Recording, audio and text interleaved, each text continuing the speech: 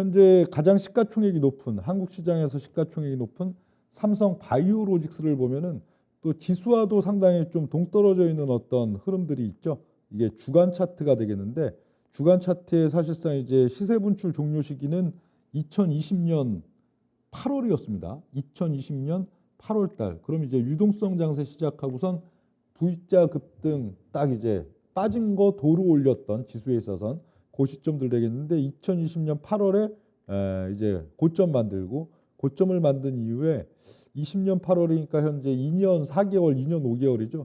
2년 5개월째 계속 등락 구간이죠. 2년 5개월 동안에는 지수가 그 2020년 8월 달 2200포인트에서 1100포인트를 더 치고 올라가는 구간이 또 있었고 또 그 1100포인트를 다시 이제 또 수직 폭락을 주는 그런 구간들이 있었는데 그것과 별 뭐 관련도 없이 내리락 오르락 내리락 오르락 하면서 2년 반 동안 힘을 모으고 응축하고 있는 단계. 그래서 거래량이 이 단계에서 거래량이 계속 실리고 저거 하면은 안 좋은 시그널인데 거래량 거래대금이 급격하게 계속 죽죠. 08년 여기에 막대들 그리고 21년도 봄의 막대들 비해서 점점점 거래량이 줄어서 지금 거래량 거의 뭐 바닥 단계.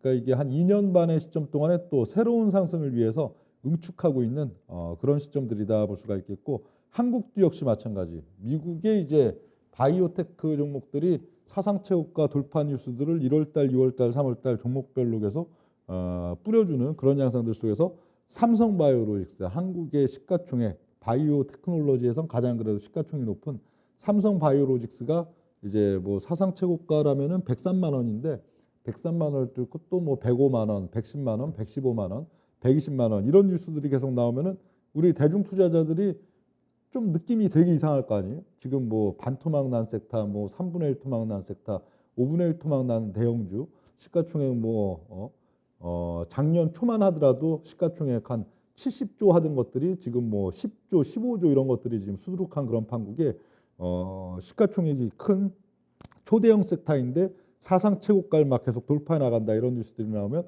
당연히 시장 분위기와 심리가 또 쏠리는 그런 또 촉매제가 될 수 있는 현재 시기다 그렇게 볼 수가 있겠고요. 뭐 셀트리온 같은 경우는 삼바랑은 상당히 좀 위치는 다른 거죠. 여기는 이제 낙폭을 수반으로 하고 있는 삼성바이오로직스는 사상 최고가 돌파를 오히려 앞둬놓고 거기서 2년째 응축하면서 힘을 모은다면은 여기는 기본적인 낙폭 17년도 이후에도 반토막 났다가 또 다시 올려치는 그런 양상이었는데 현재도 반토막 난 자리에서 그래도 어느 정도 좀 주기는 와가죠. 요 기본적인 지금 종목의 고점과 또 주가가 빠지고 다시 고점으로 올려치고 하는 순환 주기들.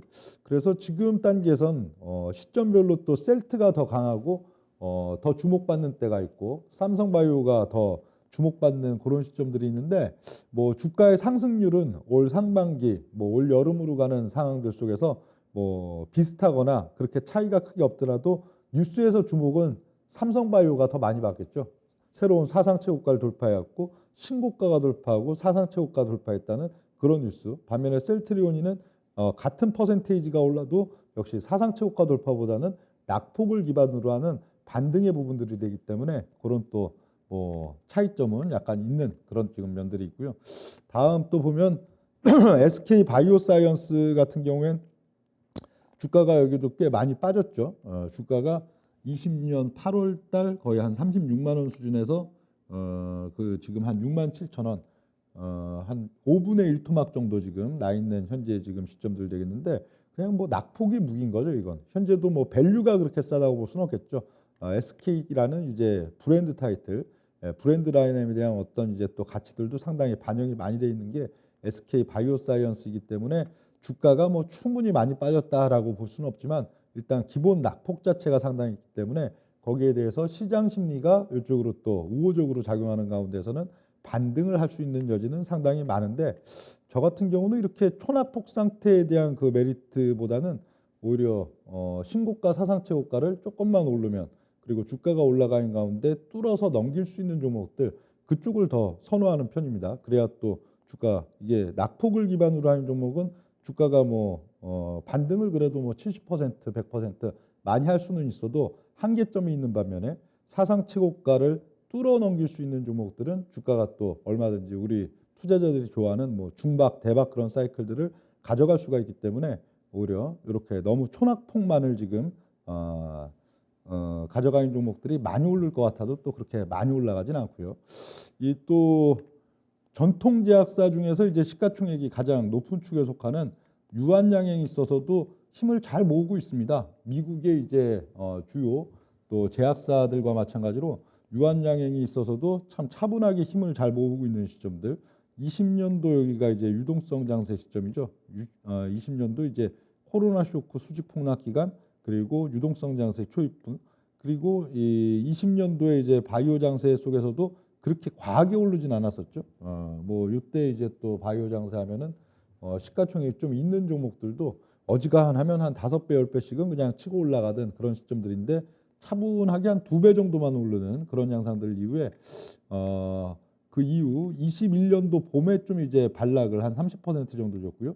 21년 봄 이후에 거의 지금 한 2년을 꽉 채워서 2년에 한 2달 정도 모자라죠.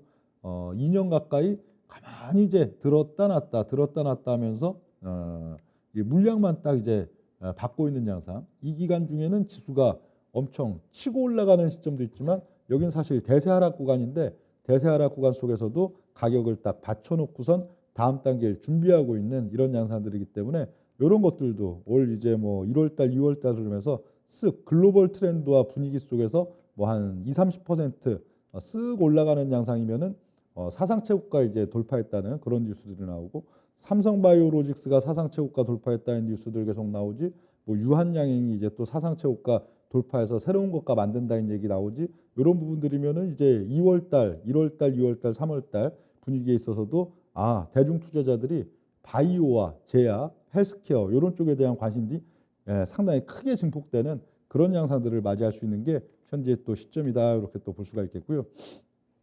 다음 이제 보면 뭐 한미약품 이런 거는 셀트리온과 마찬가지로 낙폭을 근간으로 하고 있죠. 월간 차트가 되겠는데 요거는 20년 19, 20년이 아니고 무려 2015년입니다. 2015년도 그 고점 이후에 계속 주가가 반락 상승 또 반락 상승 이런 가운데 지금은 상당히 오랜 기간 동안 월간 차트에서 거의 한 30개월 이상의 시점 동안에 힘을 모으고 응축해 놓고 있는 단계.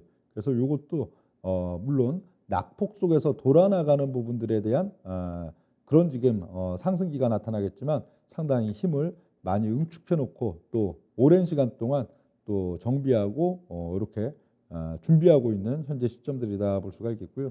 뭐 오스템 임플란트 같은 경우에도 현재 뭐 시점 보면은 그 작년도에 굉장히 떠들썩했는데요. 재작년 연말, 작년 연초 그런 때는 또 뭐 횡령 문제 뭐 등등 해갖고 여러 가지 이슈들이 많았었는데 그러고 보면 또 작년도 1년 동안에 거래 정지 기간들도 있었지만 또 위에서 이제 반원형 이렇게 하면서 차분하게 또 물량 소화 구간들 나타나고 또 실적 호조도 나타나는 그런 양상들 나타나면서 현재 사상 최고가권 이제 돌파 그런 가운데 사상 최고가권을 또 새롭게 역사를 써나가는 그런 준비를 또 하고 있는 게 또 의료기기 임플란트 대표주 또 오스템 임플란트 이런 지금 시점들 되고요.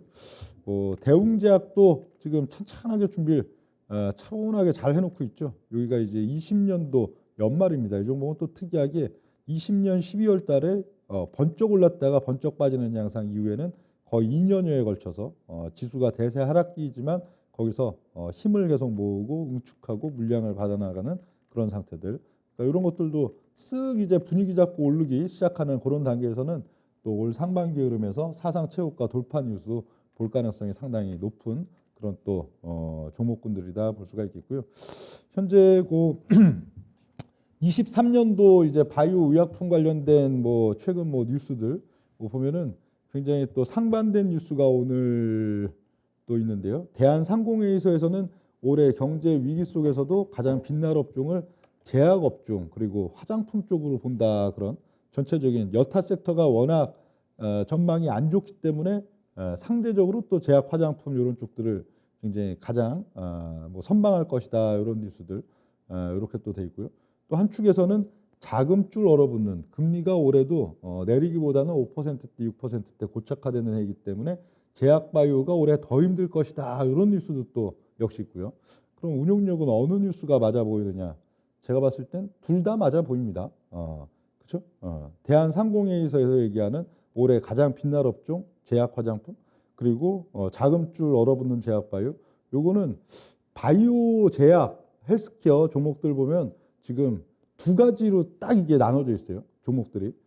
진짜 돈이 너무 그냥 유동성이 현금이 지금 너무 많아가지고 이걸 어떻게 보면 시가총액 이상으로 현금을 쌓아놓고 있는 바이오 종목들도 상당히 또 많은 반면에 또 한편으로는 시가총액은 2조, 3조, 5조, 7조 이렇게 지금도 찍혀 있는데 사실 회사로 보면 이게 동네 구멍가게가 아닌가 싶을 정도로 돈이 없는 회사 볼륨도 몇백억 수준뿐이 안 되는데 캐시는 진짜 시가총액은 막 2조, 3조, 5조라고 지금 돼 있어도 캐시는 1, 200억도 없는 그런 회사들이 이렇게 딱 양분돼 있는데 올해 바이오 의약품 이쪽에 장세에 있어서는 돈 캐시가 충분한 회사들이 크게 오르고 또 상당히 발전이 있는 주가도 크게 올라가는 그런 해가 될 것이고 반면에 이렇게 시가총액은 굉장히 좀 높게 형성돼 있어도 돈이 없는 회사들 그리고 회사 볼륨 자체가 워낙 작은 회사들은 바이오 장세 속에서도 상당히 소외돼서 주가의 탄력이 그렇게